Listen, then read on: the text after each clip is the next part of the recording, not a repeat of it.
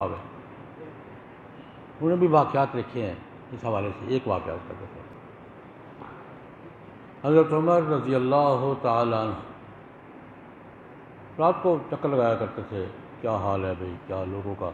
خود ان کو بھیس بدلنے کی ضرورت بھی نہیں ہوتی تھی، جاتے تھے. ایک دن گئے، رات کا وقت ہے، ایک گھر کے سامنے سے گزرے، بچے کے رونے کی آواز، بچے کے رونے کی آواز. گزر گئے، بچہ اٹھا ہوگا، رو رہا ہوگا. تھوڑی دیر کے بعد دوبارہ گزرے، بچہ رو رہا.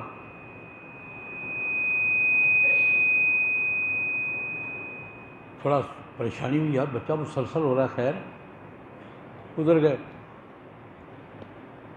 تیسری دفعہ جب گزرے تو بچہ رو رہا ہے. اب کھڑے ہو گئے، نہیں مسئلہ ہے. بچہ روتا ہے پر اتنا نہیں روتا، مسئلہ ہے. دروازہ کھٹکھٹایا،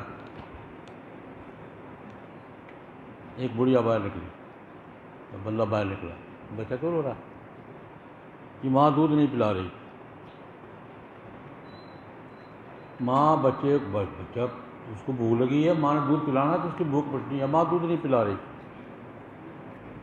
ماں دودھ کیوں نہیں پلا رہی؟ ماں دودھ چھڑوانا چاہتی ہے. کیوں؟ سنیے. حضرت عمر رضی اللہ عنہ نے بچوں کا وظیفہ مقرر کر رکھا تھا بیت المال سے،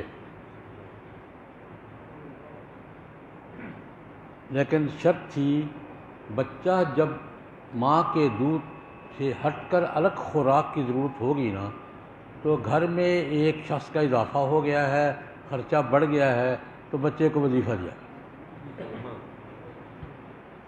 ہر بچے کو وظیفہ ملتا تھا جوان ہونے تک. یہ ایک فرد کا اضافہ ہوا ہے، ایک فرد کے اضافے سے گھر کا بجٹ بڑھ گیا ہے تو بیت المال سے بچے کا خرچہ دیا گیا. بچے کے خرچے کے لیے حضرت عمر وظیفہ دیتے. ماں دودھ کیوں نہیں پلا رہی؟ وہ جی حضرت اس نے پہچانا نہیں کہ امیر المومنین ہے. یہ انہوں نے کہا کہ وہ امیر المومنین کا اعلان ہے کہ بچہ دودھ چھوڑے گا تو وظیفہ لگے گا. اس کا ٹیسٹ یہ ہوتا تھا کہ ماں 6 مہینے کے بعد، سال کے بعد بچے کو دودھ چھڑوا کر روٹی کی عادت ڈالتی تھی اور جا کے پیش کرتی تھی اب یہ روٹی کھانے لگ گیا ہے تو وظیفہ لگ جاتا تھا. یہ ٹیسٹ ہوتا تھا.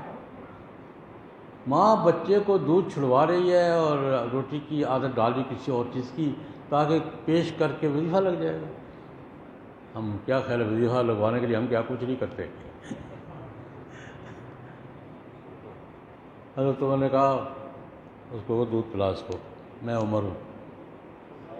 اور ساتھ والے ساتھی سے کہا یہ حضرت عمر ہی کہہ سکتے ہیں، ساتھ غالب عبد الرحمن بن عوف تھے. اس کو کہتے ہیں دیکھو اپنے عمر تو نے کتنے معصوم بچوں کو رلایا ہوگا. تیرے اس قانون کی وجہ یہ جملہ یہی ہے، عمر تو نے کتنے معصوم بچوں کو رلایا ہوگا. تیری شرط کی وجہ سے کتنے بچے روئے ہوں گے. صبح میں وہ میٹنگ بلائی، قانون بدل دیا. نہیں بھائی، بچہ پیدا ہوتے ہی وظیفہ جاری. بچہ پیدا ہوتے ہی وظیفہ جاری. بچوں کو وظیفہ دینا کس بنیاد پر کہ ایک فرد کا اضافہ ہوا ہے. ایک فرد کا اضافہ ہوا ہے تو بجٹ میں اضافہ ہوا ہے. اس کا تو ذریعہ وہی ہے. تو یہ اضافہ کون برداشت کرے گا؟ ریاست. اور یہ بات آپ کے علم میں ہوگی، اس وقت بھی دنیا کی بہت سی ریاستوں میں چائلڈ الاؤنس ملتا ہے. برطانیہ دیتا ہے. جس زمانے میں جایا کرتا تھا 9 پاؤنڈ فی ہفتہ فی بچہ وظیفہ دیتے تھے. اب بھی ملتا ہے. برطانیہ میں ملتا ہے، ناروے میں ملتا ہے، سیکنڈری کے ممالک میں ملتا ہے. یہ برطانیہ کے چائلڈ الاؤنس پر اپنے علاقے کا ایک واقعہ کر دیتا ہوں۔ ہمارے وزیر آباد کے ایم ایل اے جو جسٹس چیمہ صاحب تھے، کیا نام تھا، نثار صاحب ہیں، ان کے بھائی تھے افتخار کیا، پھر ہم نے آپ کے ایم ایل اے بھی رہے ہیں ایک زمانے میں، ہمارے گکھڑ کے تو رہے، اب ہلکا کر کے افتخار کی زندہ ہے، حیات ہے، ہائی کورٹ کے جیسے ریٹائر ہوئے، وزیر آباد کے حلقے سے ایم ایل اے بنے۔ ایک دن میں ان کے ہاں گیا، ان کے گاؤں، تو ایک مجلس سے تو انہوں نے واقعہ بیان کیا۔ انہوں نے کہا کہ جس زمانے میں جسٹس افتخار چیمہ کی بات کر رہا ہوں، کیمبرج میں انہوں نے لا کیا تھا پاکستان بننے کے فوراً بعد۔ کیمبرج میں ہم لا کر رہے تھے، قانون کی تعلیم حاصل کر رہے تھے، تو وہ ایک پرانا انگریز تھا، 90 سال کا، لوگ اس کو ملنے آیا کرتے تھے، دانشور آدمی ہیں، سیانے بندوں سے ملتے رہنا چاہیے، کوئی نہ کوئی سیانی بات مل جاتی، سیانہ کہیں بھی ہو، تو لوگ آیا کرتے تھے۔ ہم نے بھی شہرت سن رکھی تھی کہ بس پرانا بندہ ہے، سیانہ بندہ، چلو ملتے ہیں۔ افتخار چیمہ کہتے ہیں میں گیا، 2-4 ساتھی اور تھے، ہم پاکستانی تھے، پوچھا کہاں سے آئے ہو؟ پاکستان سے۔ نیا نیا پاکستان بنا تھا، بڑا خوش ہوا، باتوں باتوں میں کہنے لگا، ذکر چھڑ گیا بچوں کو وظیفہ ملنے کا، سوشل بینیفٹس کا پورا سسٹم ہے وہاں لے کر بچوں۔ اس نے کہا تمہیں یہ معلوم ہے کہ برطانیہ میں یہ سوشل بینیفٹس کا جو سسٹم ہے، بچوں کو وظیفہ ملتا ہے، بے روزگاروں کو ملتا ہے، معذوروں کو ملتا ہے، یہ جب نافذ ہوا تھا تو یہ قانون بنایا کس نے تھا؟ تو معلوم ہے کہ نہیں؟ پارلیمنٹ کی جس کمیٹی نے بنایا تھا اس کا چیئرمین میں تھا۔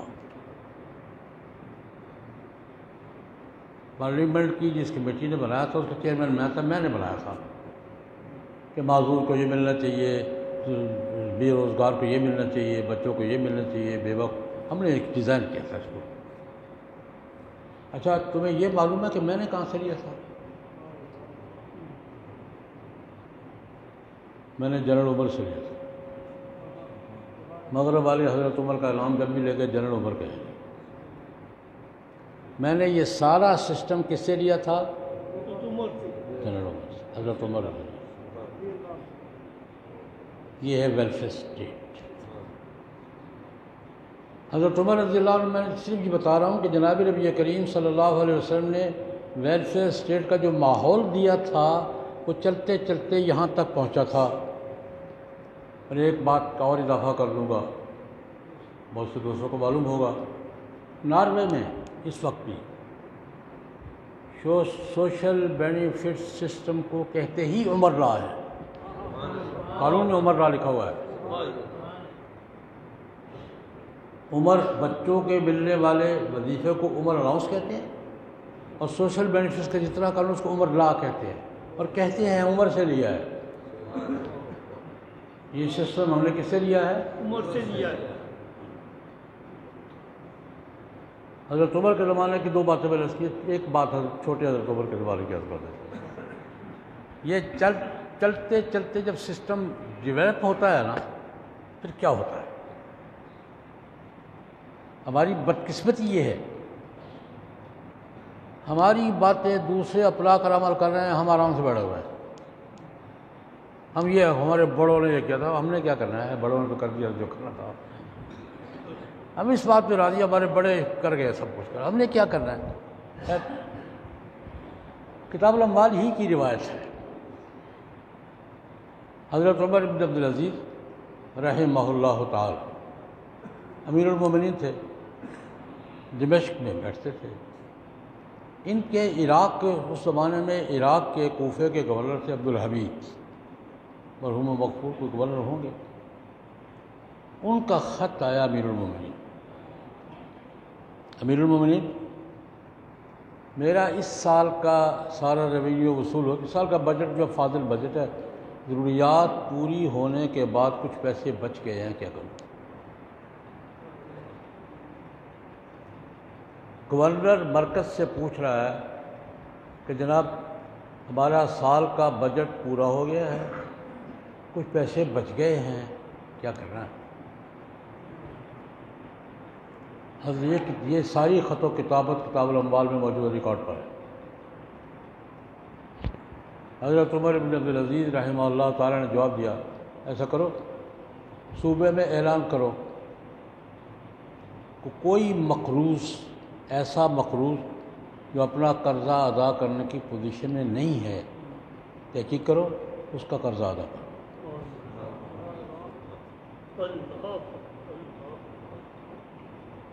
کوئی مقروض ہے، قرضہ ادا کرنے کی پوزیشن میں نہیں ہے، انکوائری کرو۔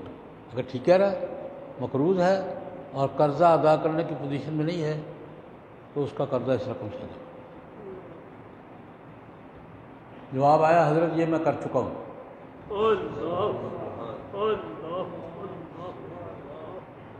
میں ریکارڈ کی بات کر رہا ہوں، خود پڑھیں، کتاب الاموال اردو ترجمہ آپ کو اردو گجرا والا سمجھ جائے گا، پڑھیں بھی کچھ، صرف نعرے نہ لگائیں ہمارے بڑے یہ تھے، پڑھیں، بڑے کرتے کیا تھے؟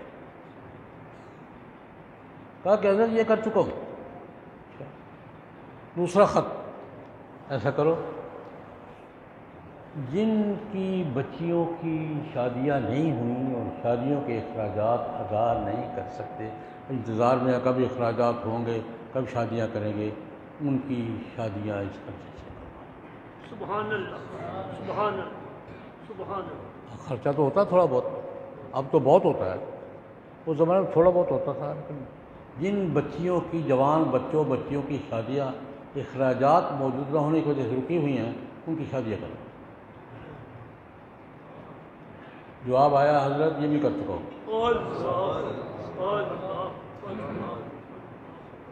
تیسرا خط، ایسا کرو، جن خاوندوں نے ابھی بیویوں کے مہر نہیں دیے اور ابھی اس پوزیشن میں نہیں ہے، ان کے مہر ادا کر دو۔ شادی میں مہر ہوتا ہے نہیں، اور یہ جھگڑا بھی بنتا ہے، ہمارا بھی ماحول یہی ہے، اس وقت بڑی رقم مقرر کر دی، بعد میں جھگڑے شروع ہو گئے۔ ایک لطیفہ بھی سنا دیتا ہوں، میں تو ایسے شادی پہ بہت کم جاتا ہوں، لیکن جب جاتا ہوں تو دیکھتا ہوں کیا ہو رہا ہے۔ شادی تھی میرا والا کسی حال میں، آج کو 8-10 سال پہلے کی بات۔ مہر مقرر کرنے کا تو میں چیک کرتا ہوں کیا کر رہے ہیں، بچہ دینے کی مہر کا اصول یہ ہے، یاد رکھیں شرعی اصول کیا ہے، بچے کے لیے بوجھ نہ ہو اور بچی کے لیے عار نہ ہو، اس کو تانا نہ دے سے لیا گیا ہے، بچی کے لیے عار نہ ہو اور بچے کے لیے بوجھ نہ ہو، یہ آپس میں مشورہ کرتے ہیں، یہ شرعی مہر یہی ہے۔ ایک شادی تھی، بچہ بیچارہ دیہڑی دار تھا، نوجوان، تو آج سے 15 سال پہلے 50,000 روپیہ، میں کو اس کے باپ کو کیا کر رہے ہیں، اس پہ کیا ظلم کر رہے ہیں، 50,000 کہاں سے دے گا یہ؟ آج سے 15 سال پہلے دیہڑی دار نوجوان 50,000 دینے کی پوزیشن میں تھا، کیا کر رہے ہو یار، حساب سے مقرر کرو۔ اس کا جملہ سنیے، مولوی صاحب کو اللہ کو خیر منگو کیڑا دینا۔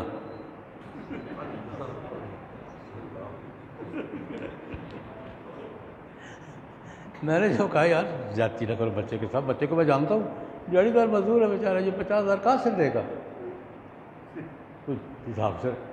مجھے کہتے مولوی صاحب اللہ کو خیر منگو کیڑا دینا، اوہو میں سمجھ گیا۔ اور یہ اکثر ذہنوں میں مغالطہ ہے کہ مہر دینے کی نوبت تب آتی ہے جب کوئی جھگڑا ہو۔ میرے حساب سے 80% لوگوں کے ذہن میں مغالطہ ہے کہ مہر کب دینا پڑتا ہے، جب جھگڑا ہو جائے، کو طلاق شلاق کی تو تب دینا پڑتا ہے۔ وہ ٹھیک کہہ رہا تھا، اللہ کو خیر منگو کیڑا دینا۔ میں نے کہا بیٹا، اس وقت بیٹے بھائی مہر نکاح کا ہوتا ہے، طلاق کا نہیں ہوتا۔ کسی مہر طلاق کا ہوتا ہے کہ نکاح کا ہوتا ہے؟ یہ تو دینا ہی ہے۔ مہر کا اصول یہ ہے مہر مقرر کر لیا، میاں بیوی آباد ہو گئے، یہ دستی قرضہ ہے، یہ تو دینا ہی پڑے گا۔ بلکہ فقہا لکھتے ہیں کہ اگر فوت ہو گیا ہے، مہر نہیں دیا، تو یہ مہر قرضے کی مد میں عورت کو مہر الگ ملے گا، وراثت کا حصہ الگ ملے گا، اس کا حق ہے۔ تو خیر وہ لمبی ہوگی بات۔ میں نے اس کیا کہ حضرت عمر بن عبدالعزیز نے خط لکھا، ایسا کرو جن بچوں بچیوں کی جن خاوندوں نے اپنی بیویوں کے ابھی تک مہر ادا نہیں کیے تو ان کے مہر ادا کر دو۔ ممبر پہ بیٹھا ہوں، کتاب میں یہی لکھا ہے، اس سے جواب دیا حضرت یہ بھی کر چکو، پیسے پھر بھی ہیں، کیا کروں۔ چوتھا خط بھی کتاب میں موجود ہے، ایسا کرو زمینوں کی انکوائری، جو زمینیں قابل کاشت ہیں اور ویران پڑی ہیں ان کی پلاٹنگ کرواؤ، اور لوگوں کو زراعت کے لیے قرضہ دے دو کہ مجھ سے زمین کو آباد کریں۔ یہ بات جب میں نے ایک دفعہ کراچی میں ایک مجمع میں بیان کی تو ایک نوجوان کھڑا ہو گیا، مولوی صاحب یہ صوبے کا بجٹ تھا یا اٹلانٹک سی تھا؟ یہ بجٹ کتنا ہوتا ہے؟ یہ سمندر تھا؟ جناب خرچے بھی پورے ہو رہے ہیں، تنخواہیں بھی ہو رہی ہیں، بجٹ کے اخراجات بھی پورے ہو رہے ہیں، اور مقروروں کے قرضے بھی ادا ہو رہے ہیں، اور جناب کنواروں کی شادیاں بھی ہو رہی ہیں، اور خامدوں کے کیا تھا یہ؟ سوال اس کا یہ تھا کہ یہ بجٹ صوبے کا بجٹ تھا یا اٹلانٹک سی تھا؟ یہ اٹلانٹک سی سمجھتے بارے کیا دوست، دنیا کا سب سے بڑا سمندر ہے، سمندر تھا کوئی؟ یہ سوال اس کا بنتا تھا۔ بات کس کی ہو رہی ہے؟ صوبے کے بجٹ کی، سوال اس کا بنتا تھا۔ میں نے کہا بیٹا ہاں تمہارا سوال ٹھیک ہے، لیکن ایک واقعہ اور سن لو، سوال بھی سمجھ میں آ جائے گا۔ اسی حضرت عمر بن عبدالعزیز کا، یہی عمر بن عبدالعزیز ہے، یہ روایت کسی اور کتاب میں ہے لیکن ہے۔ گھر تشریف لائے، اپنی خلافت کے فرائض سر انجام دیتے دیتے شام کو دفتر بند ہوئے، واپس آئے۔ گھر آتے ہوئے راستے میں ریڑھی پر انگور دیکھے،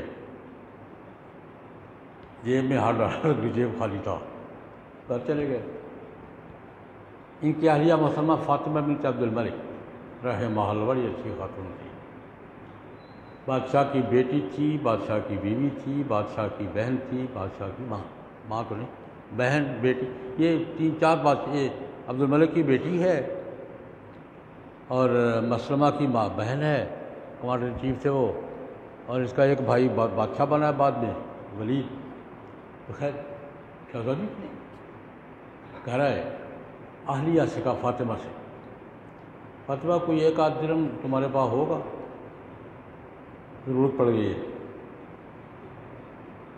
امیر المومنین ہے، دمشق کا حکمران ہے، آدھی دنیا اس کے تابع ہے، بیوی سے پوچھ رہا ہے کوئی 1 درہم ہوگا؟ کیوں خیر تو ہے۔ راستے میں ریڑھی پہ انگور دیکھے ہیں، کھانے کو جی چاہتا ہے، جیب میں پیسے نہیں، 1 درہم ہو تو میں آج انگور کھانے کو جی چاہ رہا ہے۔ وہ بھی فاطمہ جی کہتی کہ حضرت آپ کی جیب میں نہیں ہے تو میری جیب میں کہاں سے آئے گا؟ میں نے کس کا جیب ٹٹول رہا ہے؟ بیویاں کس کے جیب سے نکالتی ہیں؟ بیویوں کا ہاتھ کس کی جیب پہ پڑتا ہے؟ آپ کی جیب میں نہیں ہے تو میری جیب میں کدھر سے آئیں گے؟ نہیں، میرے پاس نہیں۔ ایک بات پھر اس نے بیویوں بات کرتی ہیں، بیویوں کا حق ہوتا ہے، بیویوں والی بات کی کہ حضرت امیر المومنین ہیں آپ، 1 ساکھ انگور خریدنے کے پیسے آپ کے پاس نہیں ہیں، امیر المومنین ہیں آپ کے پاس اتنے پیسے بھی نہیں ہیں کہ آپ 1.5 سے انگور خرید سکیں، دنیا پہ حکمرانی کرتے آپ۔ جواب دیا، بڑا تاریخی جواب ہے، فاطمہ جس درہم کی تم بات کر رہی ہو. آج کل اس درہم کو کیا کہتے ہیں؟ آج کی اسلامی بیاض کر دوں، ثوابدیدی فنڈ.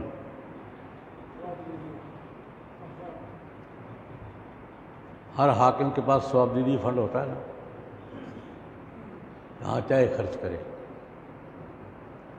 سوال یہ تھا کہ ایک درہم آپ کے پاس یاد نہیں آپ خرچ کرنے کا، ایک درہم کے انگور نہیں لے سکتے آپ؟ امیر المومنین ہیں آپ، یہ بات بیوی کہہ سکتی ہے. حضرت عمر نے جواب دیا، فاطمہ جس درہم کی بات کر رہی ہو وہ درہم نہیں، آگ کا انگارہ ہے. میں نے نوجوان سے کہا، بیٹا جس ملک کا حکمران بیت المال کے درہم کو آگ کا انگارہ سمجھے گا وہاں پیسے ہی پیسے، وہاں مقروضوں کے قرضے بھی ادا ہوں گے، شادیاں بھی ہوں گی، مہر بھی ادا ہوں گے، کسانوں کو قرضے بھی ملیں گے. لیکن شرط کیا ہے کہ ملک کا حکمران سرکاری خزانے کے روپے کو کیا سمجھے؟ آگ کا انگارہ. خیر میں نے بات یہاں سے شروع کی تھی، ویلفیئر اسٹیٹ کیا ہے اور جناب نبی کریم صلی اللہ علیہ وسلم نے اس کا کیا ماحول دیا ہے. یہی ماحول پھر خلفائے راشدین کے زمانے میں ویلفیئر اسٹیٹ کا معیار بنا ہے اور آج تک دنیا فالو کر رہی ہے. ہم نے چھوڑ رکھا ہے، لکھا ہوا ہم نے ہے. ہم جب پاکستان بنا رہے تھے، پاکستان ایک اسلامی فلاحی ریاست ہوگی، اس پاکستان ایک اسلامی رفاہی ریاست ہوگی. کیا ہمارے پاس وسائل کم ہیں؟ ہم اللہ کی نعمتوں کی ناشکری نہ کریں. پاکستان وسائل کے اعتبار سے غریب ملک ہے. لا الہ، کون پاگل کہتا ہے یہ؟ پاکستان دنیا اپنے وسائل کے اعتبار سے دنیا کے خوشحال ترین ممالک میں سے ہے. اللہ پاک نے کوئی چیز ہمیں یہ نہیں دی، ہر چیز دی ہے. اس کو وسائل کرنا ہے، ہر قسم کے وسائل دیے ہیں. صرف یہ ہے کہ دو باتوں کی ضرورت ہے. حکمران سرکاری مال کو آگ کا انگارہ سمجھے اور گورنر کو یہ فکر ہو جناب کواروں کی شادیاں کرنی ہیں، مقروضوں کے قرضے ادا کرنے ہیں، خامدوں کے مہر ادا کرنے ہیں، کسانوں کو قرضے دینے ہیں. بیوروکریٹس کا مزاج یہ ہو اور حکمران کا مزاج وہ ہو. آج پاکستان سے میں یہ نہیں کہتا کہ خوشحال ملکوں کے برابر ہے، اگر کسی سے کم بھی نہیں ہم. صرف اس رخ پہ واپس جانے کی ضرورت ہے. جناب نبی کریم صلی اللہ علیہ وسلم کا ارشاد گرامی جو میں نے ذکر کیا تھا، من ترک کلا او ضیاء فالیہ وعلیہ، حدیث پہ سنا دیتا ہوں. نبی کریم صلی اللہ علیہ وسلم نے اعلان فرمایا تھا، من ترک مالا فلورثتہ، جو آدمی مال چھوڑ کے فوت ہوا، مال کو ہم ہاتھ نہیں لگائیں گے، یہ وارثوں کا ہے.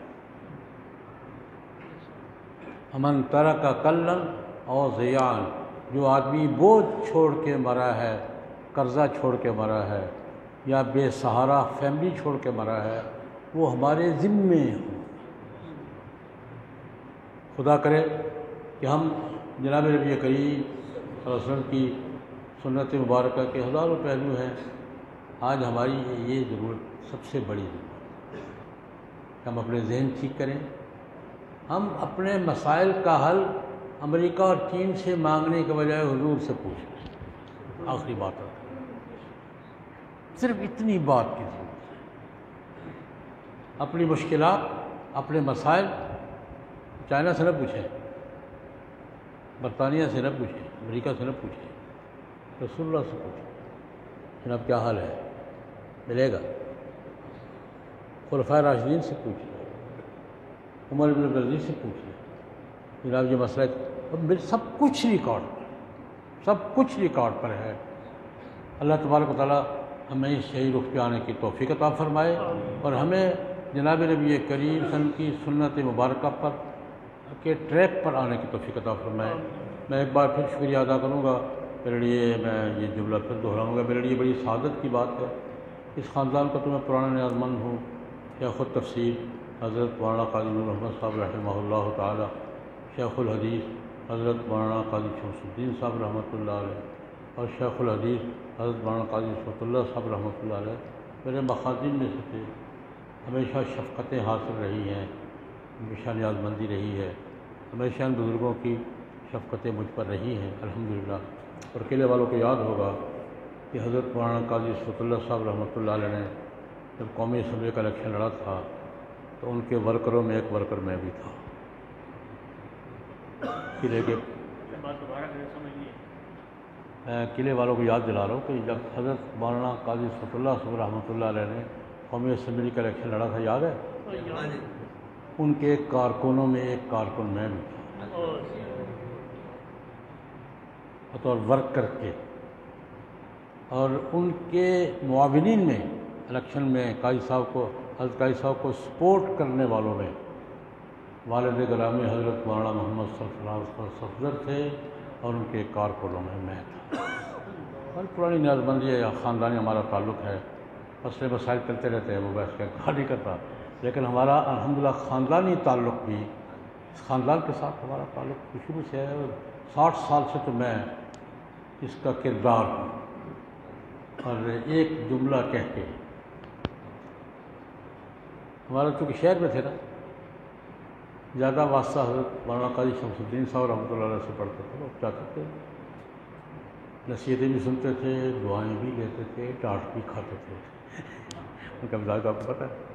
تو جب بیمار تھے، میں صرف ایک واقعہ، ہمارے تعلقات کی نوعیت کیا، ہمارے خاندانی تعلقات کی نوعیت کیا ہے، ایک واقعہ صرف، قاضی صاحب بیمار تھے رحمہ اللہ تعالیٰ، تو والد صاحب مجھے کہنے لگے، والد صاحب مولانا محمد سرفراز خان صفدر رحمۃ اللہ علیہ، یار قاضی صاحب کی بیمار کرسی کے لیے جانا ہے، تم بھی چلو، میں کٹھے باپ بیٹا کٹھے چلتے۔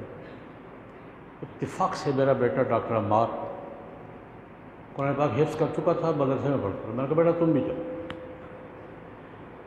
عمار اس وقت حفظ کر چکا تھا، مدرسے میں پڑھتا تھا، میں نے کہا بیٹا تم بھی چلو۔